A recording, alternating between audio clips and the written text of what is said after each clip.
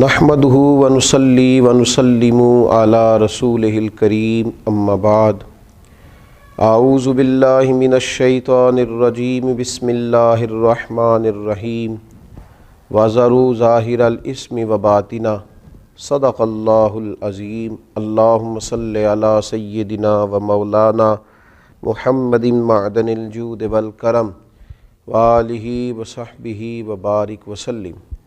حمد و صلات کے بعد ماہ مقدس، ماہ نور، نور و سرور، ماہ رمضان المبارک میں ایک سلسلہ گفتگو روحانی مسائل اور ان کا حل۔ ہمارے ہاں سادہ لو طبقہ یہ سمجھتا ہے کہ روحانی مسائل کا تعلق شاید کالے جادو سے، تعویذ گنڈے سے، بد نظری سے اور کسی شخص کے کسی کے خلاف کوئی عمل کرا دینے سے ہوتا ہے، اور شاید روحانی مسائل کا تعلق جنات، آسیب اور انہی چیزوں کے ساتھ صرف وابستہ ہے۔ حالانکہ ہمارے جو روحانی مسائل ہیں انہوں نے تو ہمارے سارے ظاہری مسائل کو بھی بگاڑ دیا ہے۔ ہمارے دل کے بگاڑ نے ہمارے وجود کے بگاڑ پر اور ہمارے اعمال کے بگاڑ پر بہت بڑا کردار ادا کیا ہے۔ یہ روحانی مسائل کیا ہیں؟ یہ روحانی مسائل دراصل باطنی مسائل ہیں۔ قرآن مجید فرقان حمید ارشاد فرماتا ہے کہ وَذَرُوا ظَاهِرَ الْإِثْمِ وَبَاطِنَهُ، ظاہری گناہ بھی چھوڑ دو اور باطنی گناہ بھی چھوڑ دو۔ صاحب تفسیر ساوی اس کی تفسیر کرتے ہوئے فرماتے ہیں کہ ظاہری گناہ تو انسان کے یہ ہے نا، جیسے معاذ اللہ کسی نے قتل کر دیا، ڈاکہ ڈال دیا، بددیانتی کر لی، خیانت کر لی، اور باطنی گناہ یہ ہے کہ اس نے حسد کیا، تکبر کیا، بغض رکھا، بدگمانی کی، برا سوچا، اپنے دل کے اندر اس نے کینہ پروری کی۔ یہ سب وہ باطنی گناہ ہیں جو انسان کے دل کو بگاڑ دیتے ہیں، اس کے باطن کو میلا کچیلا گدلا کر دیتے ہیں۔ انتہائی خوبصورت، نفیس، پڑھے لکھے، صاف ستھرے، سمجھدار، اچھے گھرانے کے لوگوں کو یہ باطنی گناہ اس طرح کا بنا دیتے ہیں کہ وہ ایک خود غرض انسان بن جاتا ہے، اس کا رویہ انسانوں کے حق میں انتہائی بد اخلاقی کا ہو جاتا ہے۔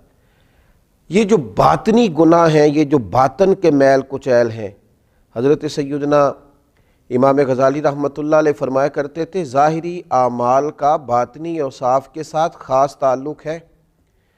فرماتے ہیں اگر باطن خراب ہو جائے تو ظاہری اعمال بھی خراب ہو جاتے ہیں، اور اگر باطن اجلا ہو، خوبصورت ہو، صاف ستھرا ہو، عاجزی والا ہو، انکساری والا ہو، خیر خواہی والا ہو، اللہ کے بندوں کی محبت والا ہو، اچھی سوچ والا ہو، اس کے اندر یہ ساری خوبصورتیاں موجود ہوں تو پھر انسان کا باطن بھی سنور جاتا ہے۔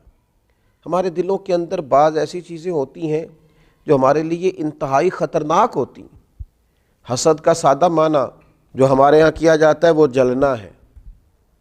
تو مجھے بتائیے جو آدمی جل رہا ہوگا وہ سکون کیسے پائے گا؟ بغض کا معنی دل پر کسی کے لیے بوجھ رکھنا بھی کیا جاتا ہے۔ تو جب اپنے دل میں کسی کے لیے بوجھ رکھا جائے گا، تکلیف محسوس کی جائے گی، تو کیا انسان قرار پائے گا؟ تکبر کا معنی یہ ہے کہ آپ نے اپنے آپ کو بڑا جانا، کسی کو چھوٹا اور حقیر سمجھا، تو جب ہر وقت آپ اپنی بڑائی ہی کے چکر میں پڑے رہیں گے تو کیا دل کو قرار آئے گا؟ تو یہ وہ باطنی اور روحانی مسائل ہیں جو سامنے والے کا تو شاید کچھ نہیں بگاڑتے، لیکن اپنے آپ کو وہ تکلیف میں، اذیت میں، پریشانی میں مبتلا کر دیتے۔ تو ان روحانی مسائل کی معرفت رکھنا، ان کا خیال رکھنا، نبی اکرم نور مجسم صلی اللہ تعالیٰ علیہ وسلم نے فرمایا تمہارے وجود میں گوشت کا ایک لوتھڑا ہے، اگر وہ ٹھیک ہو گیا تو سارا جسم ٹھیک ہو گیا، اگر وہ بگڑ گیا تو ہر چیز ہی بگاڑ دے گا، بگڑ گئی ساری چیزیں۔ یا رسول اللہ صلی اللہ تعالیٰ علیہ وسلم وہ کون سا لوتھڑا ہے؟ تو فرمایا وہ تمہارا دل ہے۔ اگر تمہارے دل کے اوپر میل کچیل ہو، بغض ہو، عداوت ہو، کینہ ہو، حسد ہو، تکبر ہو، بدگمانی ہو، تو وہ سارے جسم کو بگاڑ دے گا، تمہیں شدید تکلیف میں مبتلا کر دے گا۔ لیکن اگر دل صاف ہو، اگر دل میں عجز ہو، اگر دل میں محبت ہو، اگر دل میں خلوص ہو، دل میں للہیت ہو، اگر دل کے اندر کسی کے لیے درد ہو، خیر خواہی ہو، تو پھر یہ دل باقی اعمال کو بھی سنوار دے گا۔ اسی لیے امام غزالی رحمۃ اللہ علیہ فرمایا کرتے تھے کہ دل ایک تنے کی طرح ہے، درخت کا جو تنا ہوتا ہے اس کی مانند دل ہے۔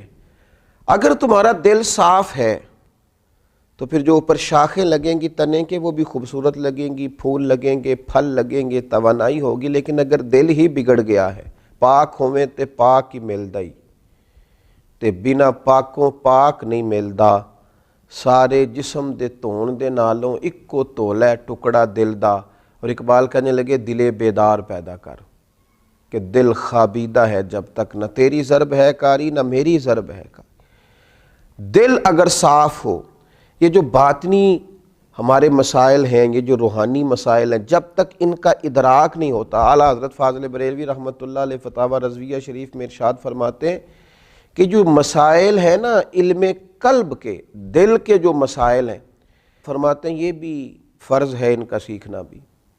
کون سے مسائل؟ فرماتے ہیں جیسے تواضع سیکھنا، جیسے توکل سیکھنا، جیسے اخلاص سیکھنا، اس طرح باقی مسائل سیکھنا فرض ہے، یہ بھی سیکھنا فرض ہے۔ اور فرماتے ہیں جس طرح بہت سے حرام چیزوں کی معلومات ہونی چاہیے کہ یہ ٹھیک نہیں، یہ منع ہے، یہ درست نہیں ہے، اس سے اللہ رسول ناراض ہو جائیں گے، اسی طرح جو محرمات باطنیہ ہیں، یعنی تکبر ہے، ریا ہے، عجب ہے، حسد ہے، ان کی معلومات ہونا بھی ہر مسلمان کے لیے فرض ہے۔ اور پھر آگے چل کے آپ ارشاد فرماتے ہیں عظیم روحانی پیشوا سلسلہ قادریہ کے عظیم روحانی بزرگ اعلیٰ حضرت فاضل بریلوی رحمۃ اللہ علیہ ارشاد فرماتے ہیں جس طرح پنجگانہ نمازوں کی فرضیت جاننا ضروری ہے، اسی طرح حصول اخلاص کا علم ہونا بھی ضروری ہے، اس لیے کہ ہر عمل کی صحت، ہر عمل کا ٹھیک ہونا، اللہ کی بارگاہ میں قبول ہونا اخلاص ہی کی بنیاد پر ہے۔